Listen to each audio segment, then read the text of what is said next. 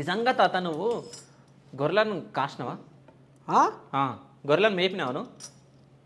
ఎంత రామశాఖని మొగోడు ఆ, గొర్రెని కాసినవా? ఆ. ఎట్లా చెప్పాలి ఇప్పుడు నీకు నేను? నేను ఎట్లా నమ్మాలంటే అసలు గొర్రెలను పిలుస్తారు కదా, ఆ. పిలవడము అది ఇది గొర్రెల మందని ఇట్లా అంటారుగా. అమ్మా చిన్న సన్న మొగోడు ఏం కాదే శివో దేవుడు. సో ఎట్లా పిలుస్తావు? ఇప్పుడు మేము ఇక్కడ ఉన్న వాళ్ళం అందరం గొర్రెలం బర్రెలం, ఎట్లా పిలుస్తావు? పిలు. అయితే ఇప్పుడు శివ గొర్రె అనుకొని పిలవాలా? పిలు. జరసేపటికి నీ ముంగంటే నేను గొర్రెనే, నువ్వు నాకన్నా పెద్ద అయినావు కాబట్టి నీ ముంగంటే నేను గొర్రెనే. పిలు. గొర్రె పాడైపోరు కదా, గడ పాడైపోతుంది. ఇది గడ చూస్తుంది గొర్రె నాదిక చూడు. ఓ అమ్మా ఏంది ఇట్ట పోయి పాడైతుంది. దీనికి మీద నిన్న సరిపోను అనలేదు, ఇలా బెకబెక అంటుంది, లోపల రొడరొడ అంటుంది. దాన్ని ముక్కురాడు చూడు. అట్టే పోతావా మళ్ళీ వాయిగా అంటే ఓసారి గొర్రెలు ఆగమైంది కంప చెట్ల.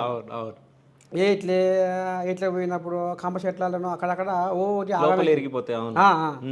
అప్పుడు అంటే గొర్రె రోకు రాకపోతే ఇట్లా అంటాం, అవే బాగానే ఉంది నీ సగదానం మళ్తవా మన డర్ అని ఇట్లా అంటాం.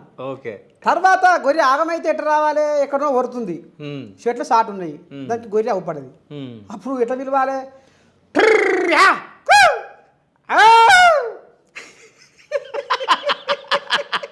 నీకెందుకు నవ్వు వస్తుంది? నువ్వు నవ్వుతున్నావు కాబట్టి, నువ్వు నవ్విస్తున్నావు కాబట్టి నాకు నవ్వు వస్తుంది. ఓకే. నా వృత్తి, నేను చేసే పని, నాకెందుకు నవ్వు వస్తుంది?